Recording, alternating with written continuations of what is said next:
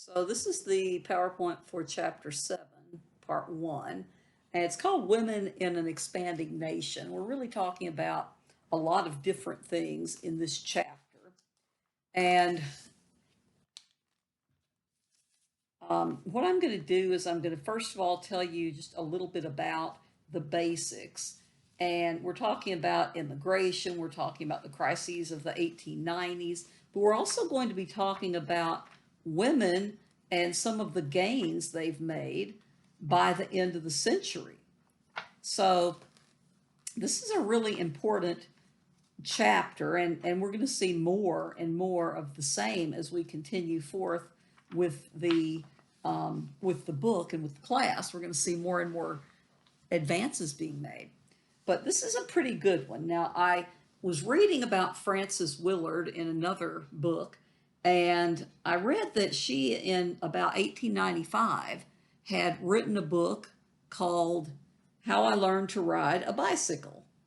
So you might remember Frances Willard. She was the woman who was head of the WCTU, the Women's Christian Temperance Union. And she told about how when she was 53 years old, she decided she wanted to ride a bicycle. So she's going to actually tell her readers that about a decade before, she would have thought it was shocking to see a woman ride a bicycle. So she told her readers to go out and do likewise. In other words, hey, this is fun. You women need to go and try this. Now, if there's a symbol for the transformation of women that's occurring as they're coming to the end of the 19th century and headed into the 20th century, the bicycle is a perfect one. You have lots of pictures and lots of iconic things of women on bicycles. For example, you have famous pictures of Frances Willard on her bicycle with her full skirt and her high-necked shirt. Now, if you've ever seen The Wizard of Oz, which I don't know, people my age, we pretty much have all seen it 100 times, but you guys maybe not. But The Wizard of Oz, there's of course, Wicked Witch of the West. But in the beginning of the movie, you have the actress Margaret Hamilton playing the mean, I forgot what her name is, the school teacher. But she comes and she takes Toto, the little dog, and so on. Well, anyway, she's riding a bicycle. So again, that movie came out in 1939. So women had made so much progress from the late 1800s, when it would have been, say, the 1880s, it would have been almost scandalous, up until the 1930s, when this was something that was acceptable. So you see a lot of freedom with the bicycle. First of all, you can get rid of those big heavy corsets and all those skirts and everything that you've been expected to wear all the time. And you're going to have women enjoying bicycling as even quite fashionable of itself. So you're going to have some women with means, with lots of money, who are going to own gold-plated bicycles. You're going to have Susan B. Anthony saying, really gushing forth about bicycling, when she said something to the effect of, it did more to emancipate women than anything else in the world. That's a huge statement, Susan B. Anthony. But by the late 1800s, early 1900s, the United States was all about bicycles. And so women are going to get on board here. This is where you're going to start seeing what they call the ladies model. And that's going to be, I guess, why we still have the boys and girls models, which those never made any sense to me, but they started that in the late 1800s, early 1900s. And a lot of what we see here is you're going to have a way to ride that bike with that big old skirt, or you're going to have to stop wearing the skirt and change into some other type of clothing. So fashion is really important. So the standards that had been before this, the standards of the Victorians, were basically that you were not supposed to be out in public at any point, or even in your own home if you had people who weren't your immediate family. You were not supposed to be seen without complete covering from your neck to your ankles, right? So you're going to see that bicycling is indeed liberating in more ways than just one. And you have interviews of women of the time, and there's a big rush on what they call bicycling clothing for women, and you're going to see a lot of controversy about that. But still, the bicycle's the best place, really, to give you just as a symbol for kind of a jumping off place for the era that we're getting ready to enter. Okay?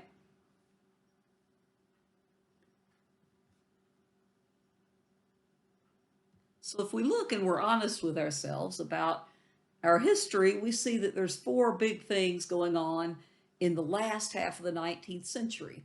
Okay, so we've talked about the we've talked about the Industrial Revolution and the trains and all of that. This all goes together. It's all part of the big picture. So we have mass immigration that we're going to talk about first. We have American expansionism, imperialism. Imperialism means nation building. You want to build an empire. So we have the United States doing less of that than many of the European countries, but we are still going to find that the United States is going to participate to some extent in imperialism when it comes to the Spanish-American War and taking some of the old Spanish, well, the what's the best way to say that? What was left of the New World conquest of the old Spanish Empire, I guess is the best way to say that. We're talking a little bit about the West. And then there's all these economic, social, political crises that are going to happen in the 1890s that are really going to shape everyone's lives who were alive at that time. So we're going to go into detail about each one of these.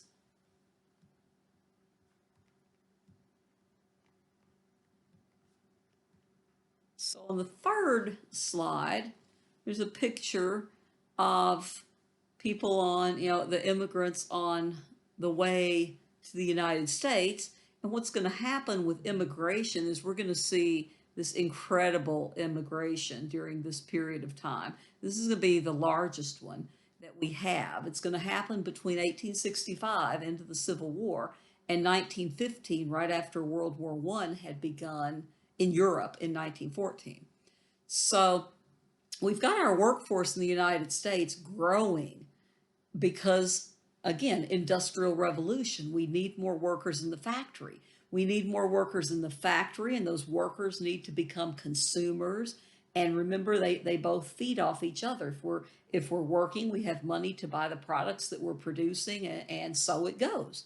So we have a lot of expansion of this labor force, and a major source of it is going to be that migration. Now, there's two different kinds of migration into the cities, again, to work in places generally like factories. Okay, most of the people without an education, which really makes up a lot of the immigrants that are coming in here in this period. You're going to see people coming from different places. So first of all, you have rural Americans who no longer need to be on the farm because with advances in agriculture and agricultural science and everything, you're going to find that it's possible for a lot of people to leave the farm and move into the cities, whether it be because they want that type of lifestyle, whether it be because there's too many of them on the farm and it doesn't take this many hands to take care of the farm anymore, or whatever. I mean, there's a lot of young men that are going to set out to make their own way in the cities, and there's going to be a lot of success stories because of that. So we have rural Americans moving into the cities. That's one of the kinds of migration. Now the big one, okay, the big one is the one I mentioned that it says at the bottom of that PowerPoint, 25 to 27 million between 1865 and 1915.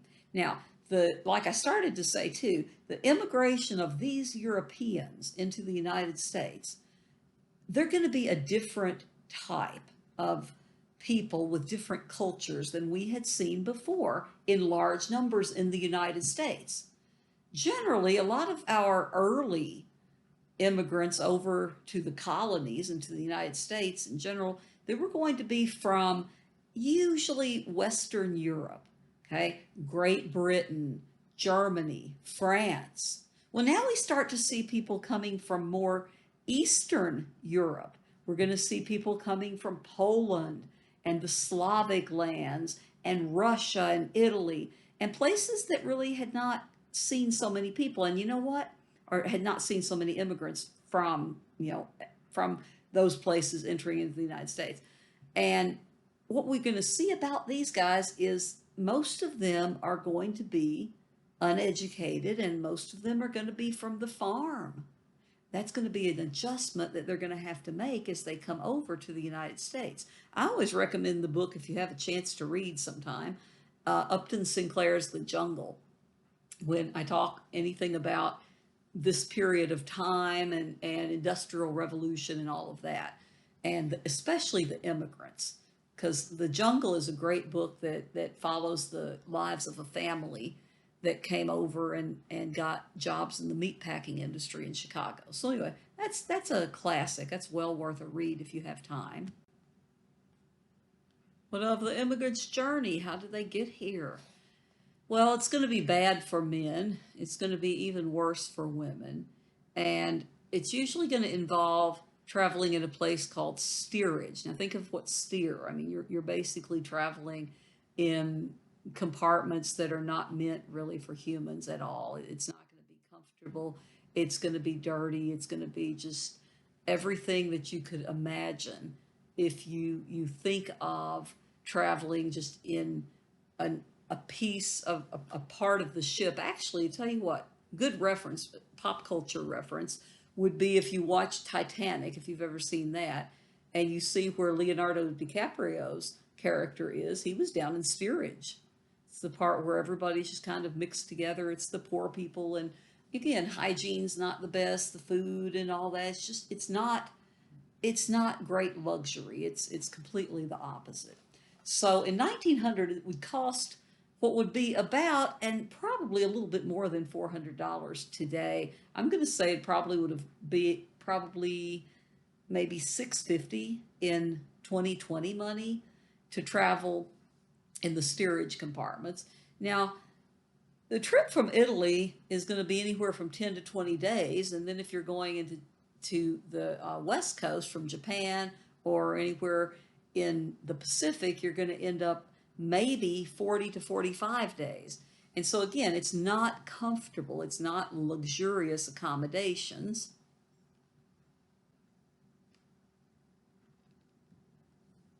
Slide number 5 shows some pictures of what it was like to travel, as a poor immigrant coming to try to find opportunity or whatever in the United States. And you can probably Google some more pictures. It's good sometimes when you're looking for photographs to stick with certain legitimate sites because sometimes people will mislabel photos and so on.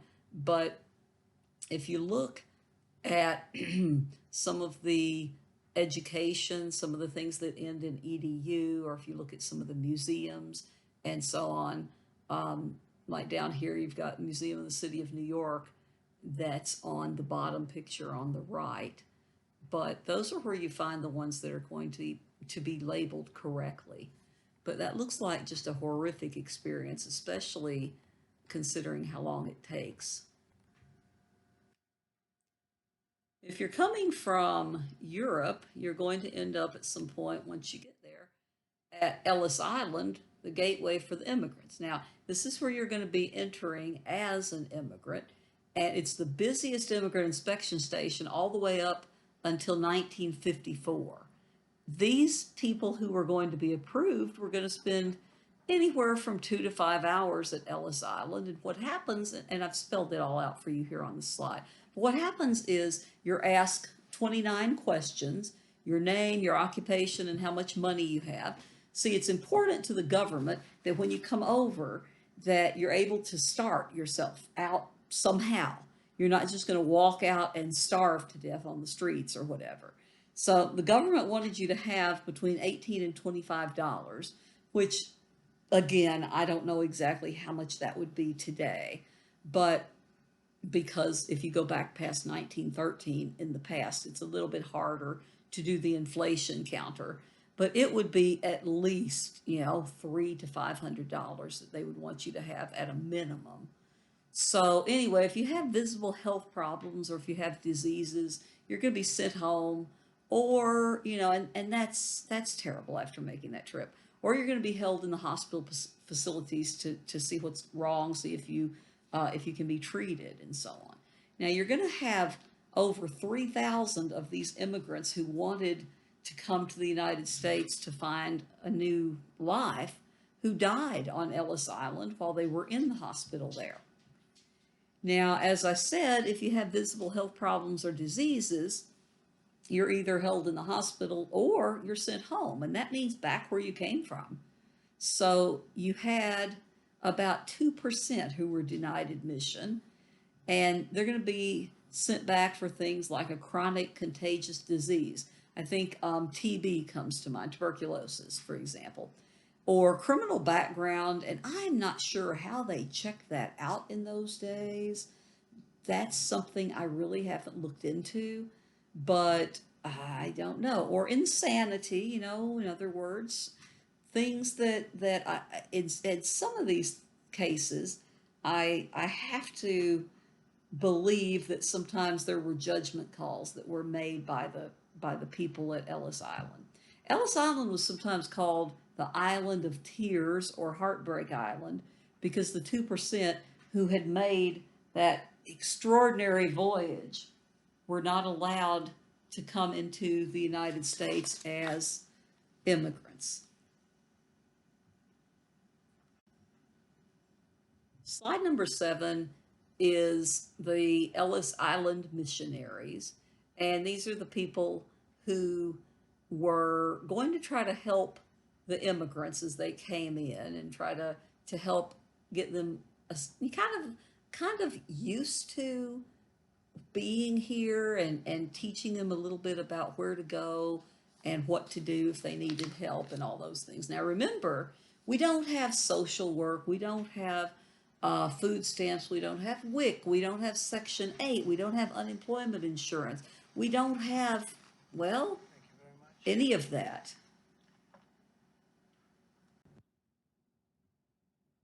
I've told you guys before how much I love pictures, and pictures really give you a glimpse into the world at a different time, your country at a different time. And I can get so much out of just looking at pictures. So you see these women standing here, getting ready to be inspected, of course, but notice the way they're dressed and the long, again, the long flowing skirts and so on. But also notice that a lot of them are wearing shawls or they're carrying something either on their backs or in their hands, and that's pretty much all they've got when they make it over here. And then chapter 9, we have another picture. This is the immigrant children.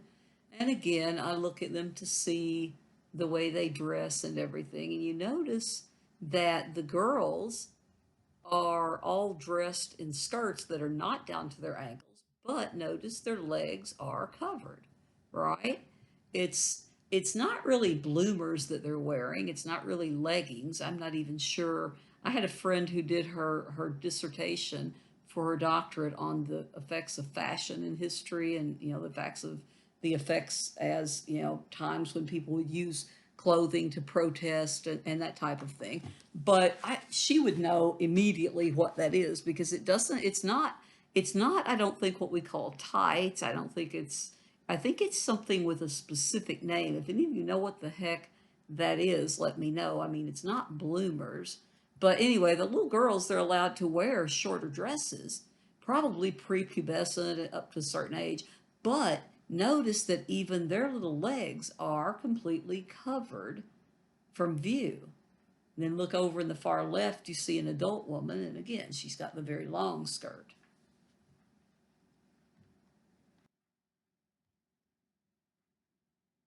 You may remember when we talked about the West and we talked about going overland and we talked about going through all the wagon train and all of that. A lot of women really didn't have a choice. You had a lot of women, if their husbands said, "We're going to go out west," I mean, what was she going to say? What was she going to do?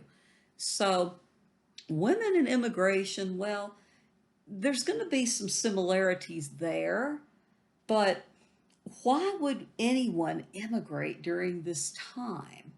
Well, opportunity, right? And especially this is going to be the men leading the cry of there's opportunity and the idea that our children can do better than we've done. Okay, because again, this period of time, the immigrants in the, well, the ones that come through Ellis Island, the ones that come from Europe, are going to be heavily weighted toward the more Eastern European, more peasant ridden areas. Okay. Now, there's also an idea that women could gain independence because that was something that they had heard.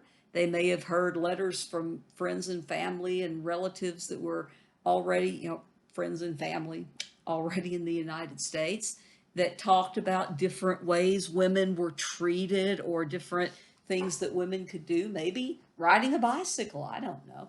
But you also have the idea here, the third bullet, if you look back up at that one, the class structures of Europe were fading.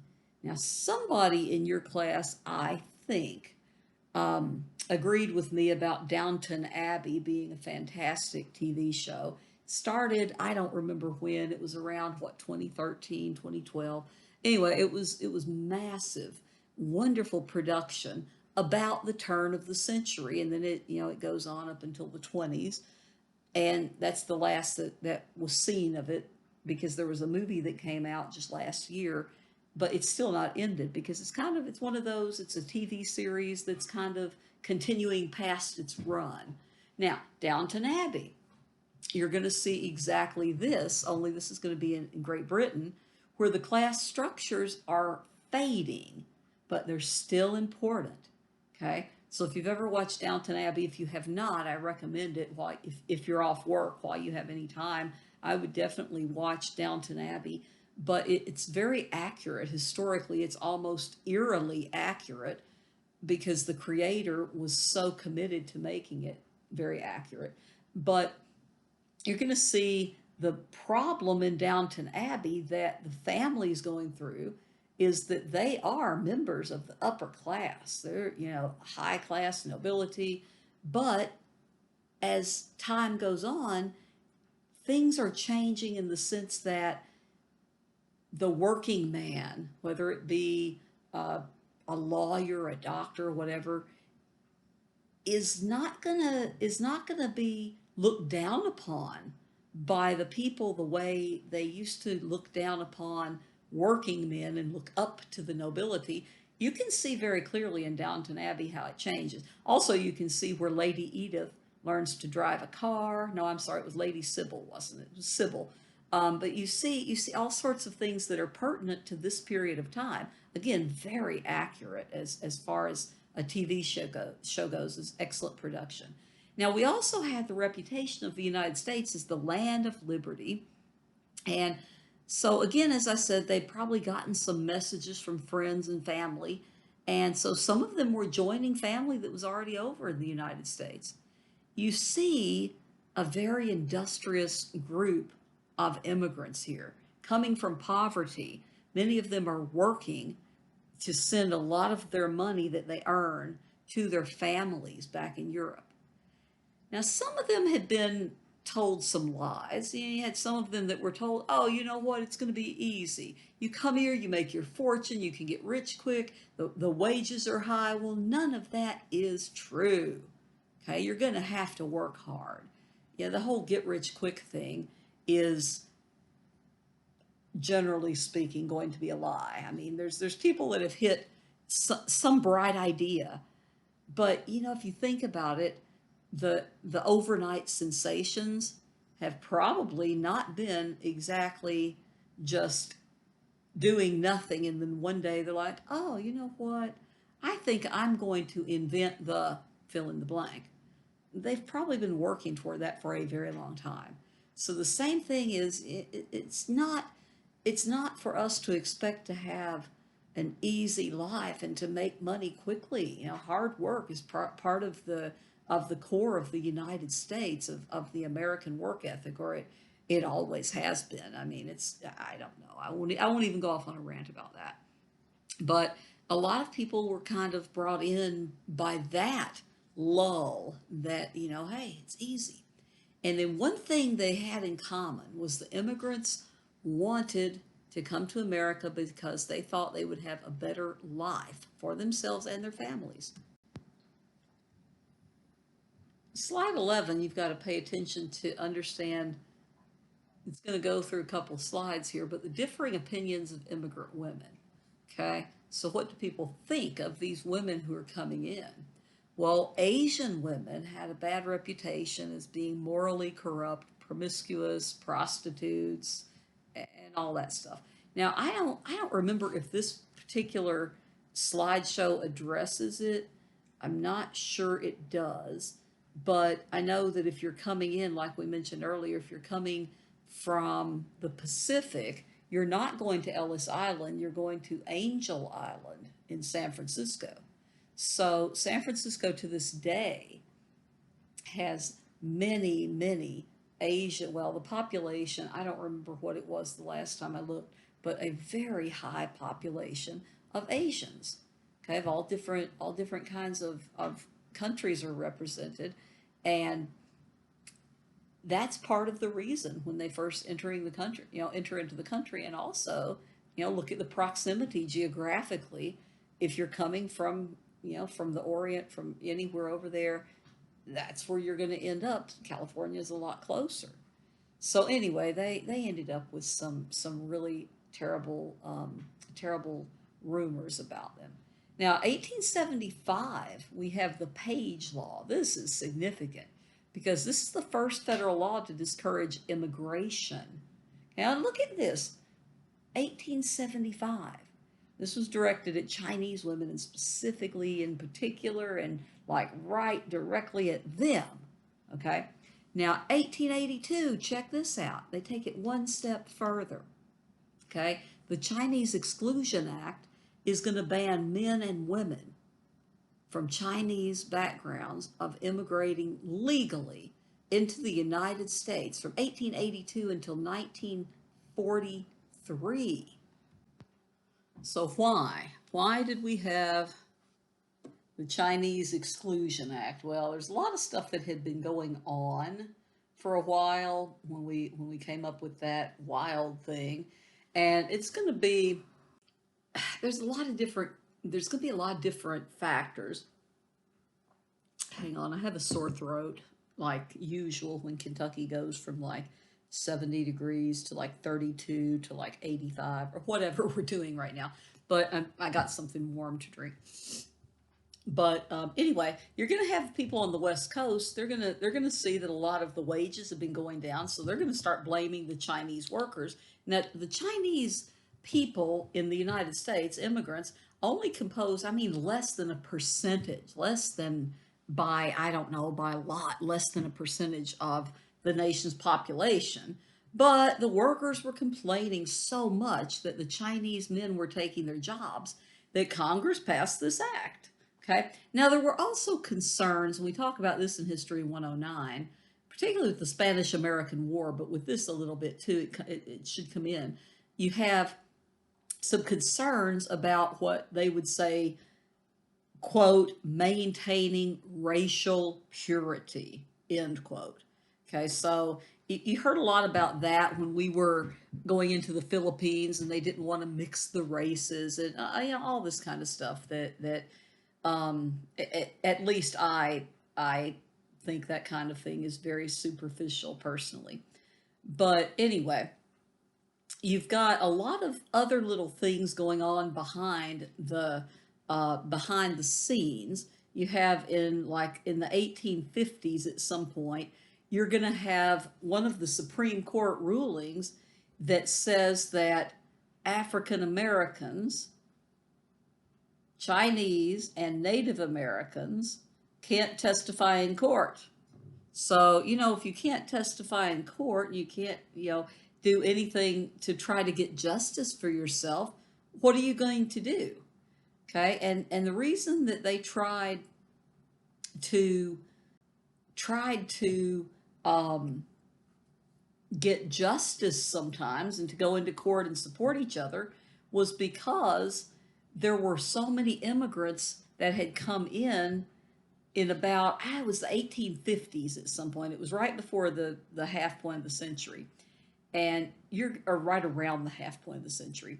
But you're going to see that there were a lot of Chinese immigrants that came in, and so it got violent between Americans and Chinese immigrants and all kinds of stuff. So anyway, Supreme Court decided somewhere in the 1850s that the Chinese could not testify in court. Now, the African Americans and, of course, the Native Americans, I believe those were decided well before this. If I could look up the Supreme Court case, it's called the People versus something. But anyway, I think it's the People versus Hall, Hall, but I may be wrong. Anyway, it was 1850 something. So the purpose of it was to stop Chinese immigrants. I mean, that's not hard. That's not hard to see. You can see what it meant. And it was to do it for 10 years. And then they declared Chinese immigrants ineligible to become citizens. So you're going to have in the 1880s some of these immigrants who had already come from China, they're going to actually try to challenge the constitutionality, but guess what? Hey, they're not allowed to testify in court. So that doesn't really go anywhere. Finally, in 1882, they're going to be allowed to testify in court, and it's not going to do them much good. Okay, it's going to take a long time, as we said, till 1943 before they're actually going to lift the Chinese Exclusion Act. So that's one of those dark moments in our history where we have to look at it and say, wow, we could have done a lot better. So I was looking, I need to finish a little bit that I got a little bit crazy and passed right by regarding the bottom of slide number 11. But anyway, European women were usually considered to be in a pretty vulnerable position because, sexually they could be fired from a job if they wouldn't have sex with a manager and stuff we talked about, of course, before with the Industrial Revolution. And also that a lot of these women, as they literally get off the boat almost at Ellis Island, some of them are going to be actually really tricked into slavery or into prostitution rather. And there's going to be a lot of energy put into cracking down on this kind of white slavery. There's a lot of stories. You know how urban legends are today.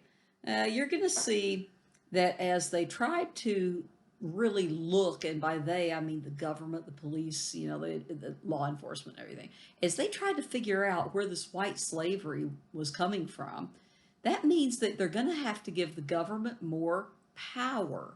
So you have in 1910, okay, 1910, it's not on your PowerPoint, but write it down.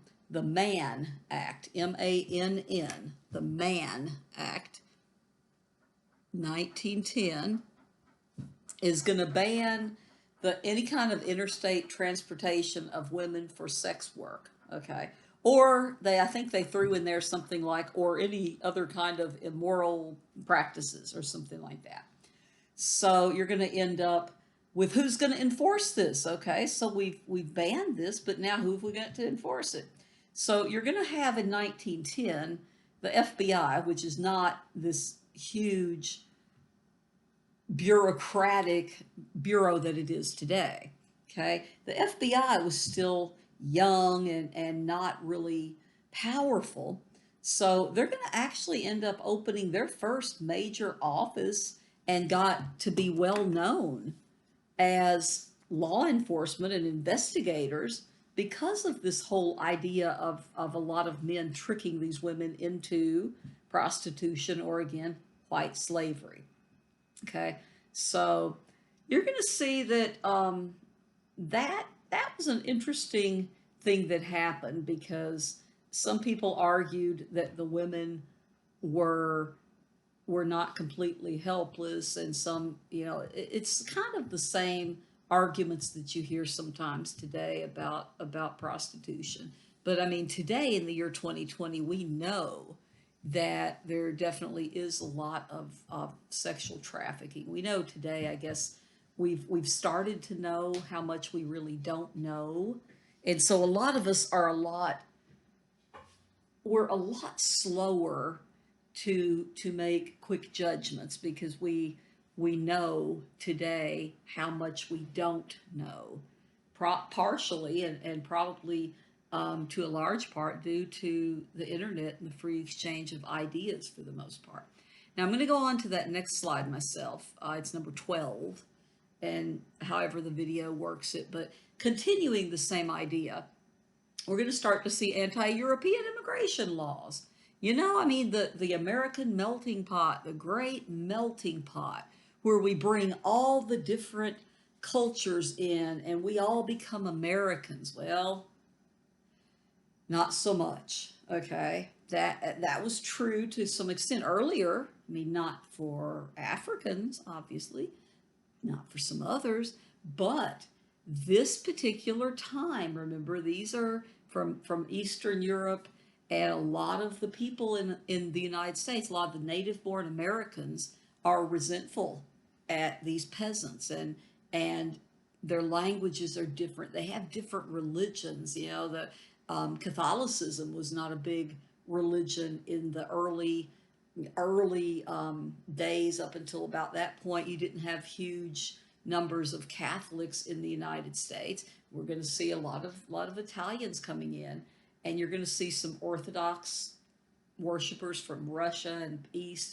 You're going to see all sorts of different things. So we start to see these anti-European immigration laws in the 1920s. That's going to be later, and they're going to be coming up for different reasons. Sometimes a few of the reasons overlap. When we get to the 20s, you'll see that. But the laws that are going to be passed up in the 1920s are going to mainly be because of the work. Okay, the people coming in from these different places are taking jobs from American citizens. Same thing we hear every now and then. Every so often we hear this argument that comes back again. So the anti-European laws, though, are not going to say, well, there will be no one allowed to enter the United States from Italy. They don't do that sort of thing. They just say, well, we're going to have only this many from Italy or probably not France, but some of the others, definitely Italy and some of the Slavic nations, Poland and so on. They're definitely going to have quotas. You can only have a certain number from these different groups. Now, why don't they just ban Europeans? Hey, we came from Europe, but we don't want any more of y'all over here. So why didn't we just say, nope, we're just going to have a European Exclusion Act? Well, see, the thing is, the European American economies are going to be closely tied by this time. Okay, by the time we hit that turn of the century time, as we go into the 20th century, our economies and their economies are heavily trading, okay, working together.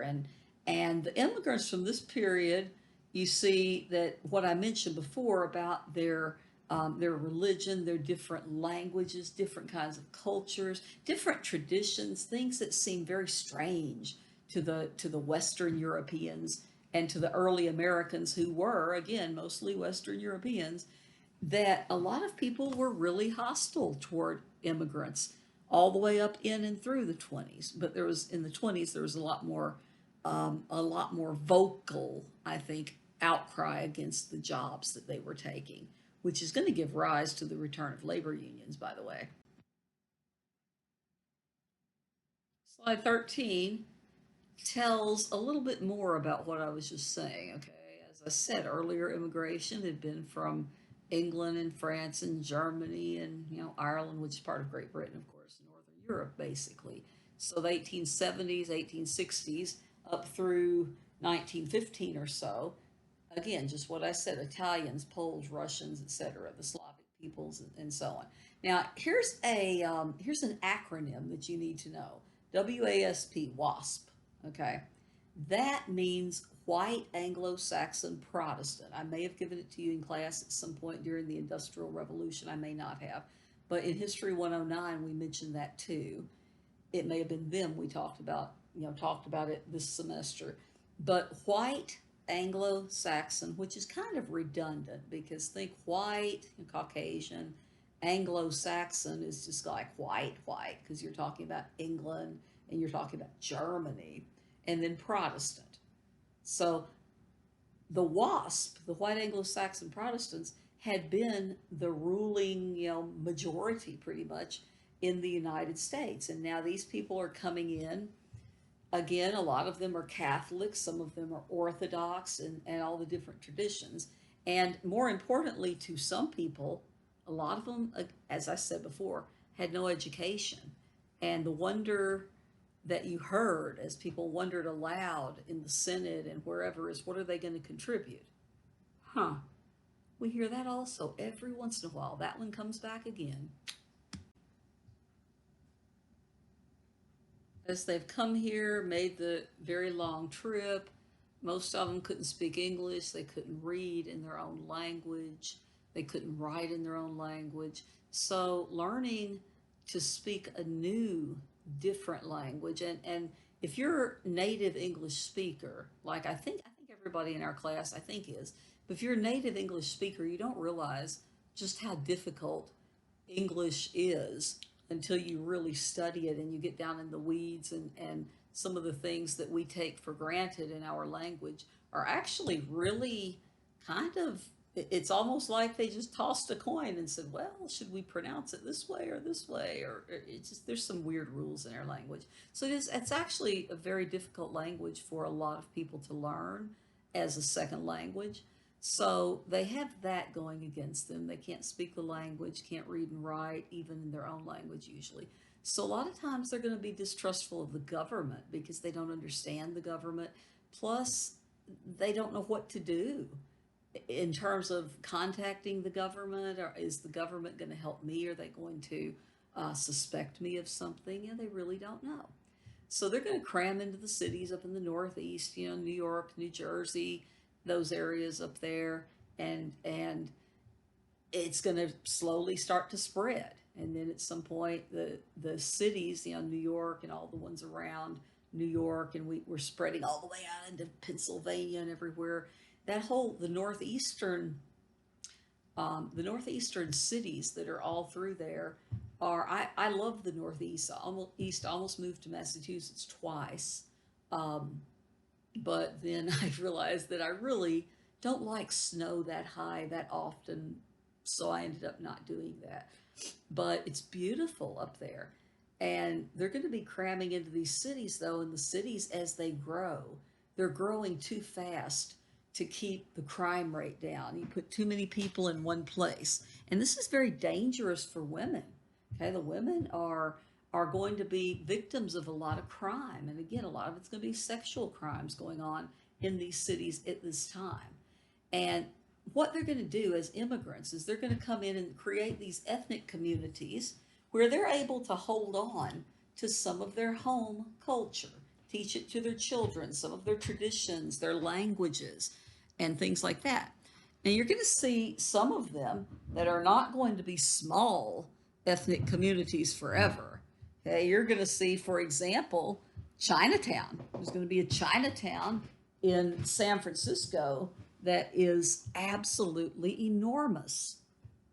You're going to see Chinatown In New York, you're going to see Little Italy. You're going to see all these different places that they create for themselves. Now, again, we hear today, we hear people talk about, well, so and so immigrants come over and they don't learn the language. Well, that's the same as it was back then. Eventually, they do. If they want to be successful, they're going to learn the language, but they want to preserve some of their culture and teach it to their children, their grandchildren, and keep it alive a little bit. So most of them, though, as they're there and in the United States, and as they stay here, most of them become very proud to be Americans, and that's where we start to hear where they're adding Irish American or something like that in more common language. You're going to start to hear that around this era. But they're going to keep their culture by publishing newspapers in their own languages. They're going to have grocery stores that are specialty to their culture. We have those. I mean, here in Elizabethtown, Radcliffe area, we've got lots of Asian markets. We've got all sorts of things where people can go for the specialty grocery stores. But if you go to Chinatown in San Francisco, I mean, or wherever, pretty much any of the places where you have these ethnic communities, you're going to find some of the most magnificent things for sale there that it's very difficult to get in, say, Kroger or somewhere like that. So those are worth. I go to the one in Radcliffe myself sometimes. There's a couple, but sometimes there's just things that are more specific. So um, anyway, you're going to have them having their own restaurants, with their food from their country. They're going to establish their own churches, synagogues, schools, whatever religious things and educational institutions. And they're going to come in there and they're going to work in those factories. They're going to work in other jobs that don't really pay very well. And some of the women are going to work. Now, some of the women are going to work in the factories. Some of the women are going to work in domestic work. Remember things like housekeeping. I think my caption of this particular slide, "We are in America, now what?" I think that says it all. You have to take a minute to look at those pictures, but that says it all. The lives of the immigrant women, first generation. So they come over, and a lot of the mothers are going to stay home at first, but a lot of the teenagers and the preteen daughters who were old enough went into the workforce. Okay, now again, it depends on what your culture has taught you and what your parents are teaching you from your culture in the old country, right? So the domestic workers, you're going to see the German girls, the Polish, and the Mexican girls finding work a lot of times in middle to upper class homes as housekeepers and nannies and that type of thing. Now, the thing about the Italian families was they didn't want their daughters to work in anyone else's household. They were afraid that their daughters would pick up strange customs from the Americans, or they were also afraid that their daughters would marry some young American man who might take them further away from their customs, or maybe even from their family.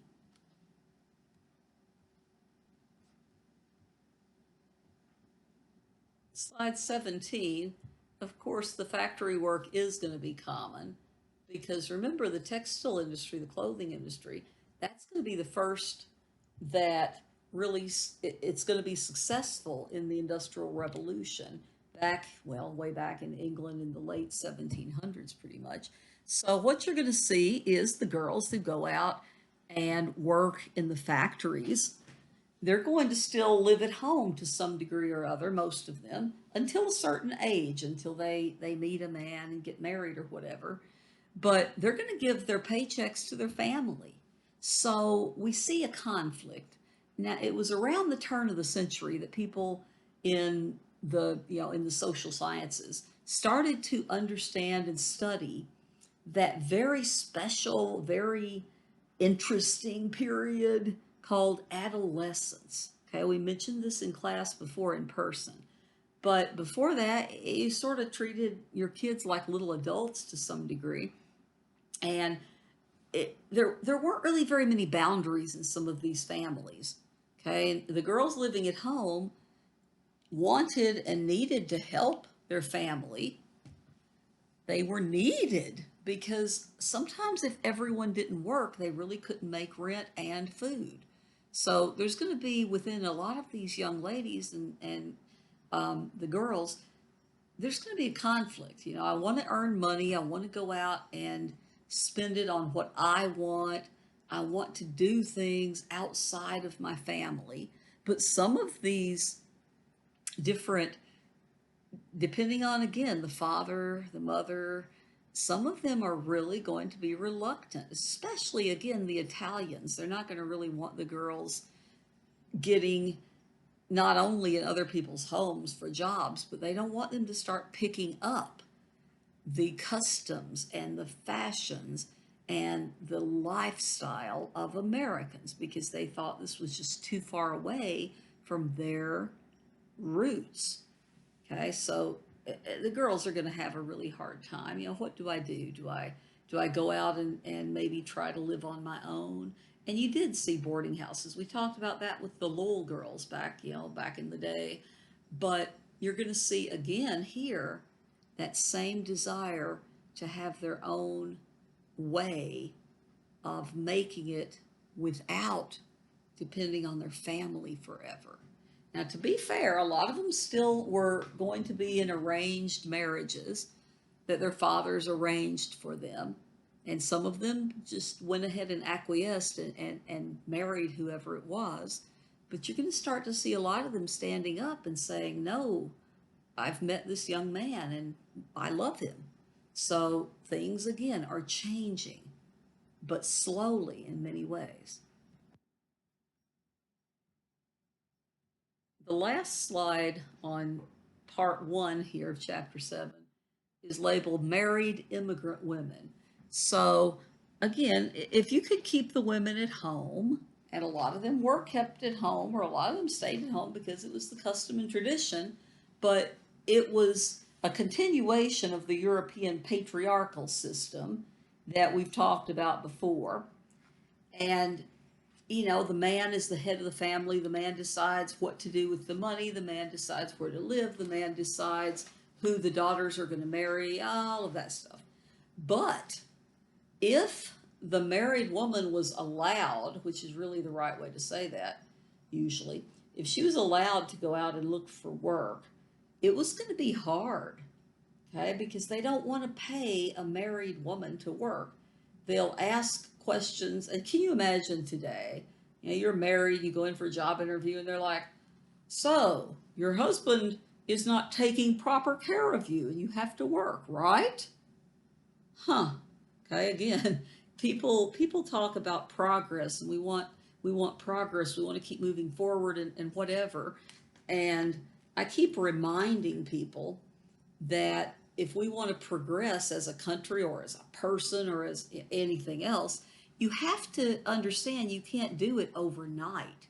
You can't say, okay, everything that I used to want, I'm gonna suddenly have it because I'm gonna change everything just snapping my fingers and wow, look how much progress we've made since 1989 and I just happened overnight. Well, no, I mean, progress is going to be something that I was trying to explain that to someone, and the way it came up was a political thing.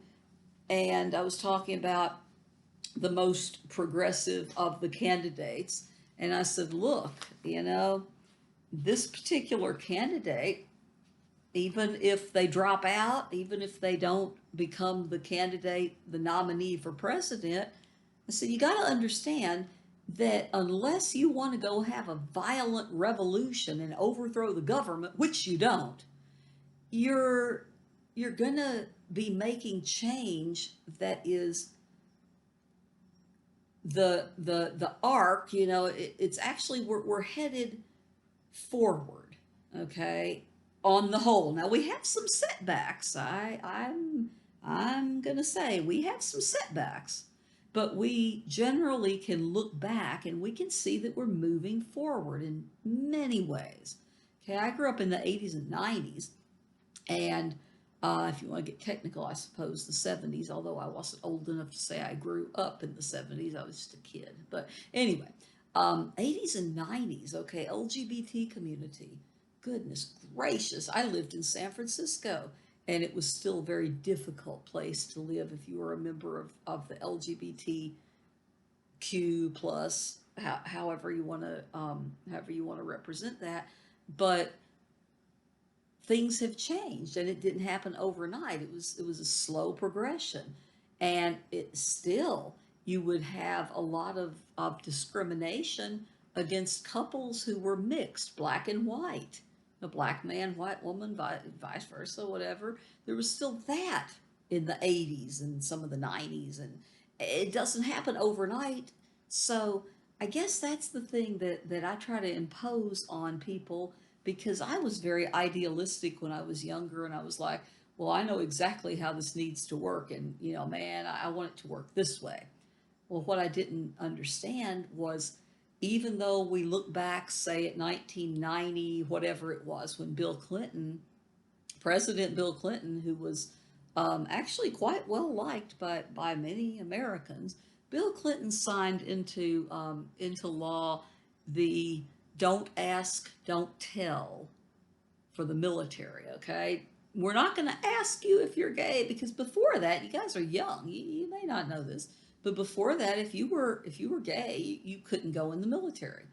Basically, if someone found out you were. So Bill Clinton, when he said, just, we're not going to ask you, just don't tell us, we don't want to know if you're gay, that was actually a step forward from saying, well, you can't come in at all if we suspect it. So people don't sometimes understand, it takes a while to get where you are. Okay, so things are changing for these immigrant women, things are changing for women as we're entering the progressive era. But they didn't want to hire married women. And that's going to go on up until the 1970s in a lot of ways.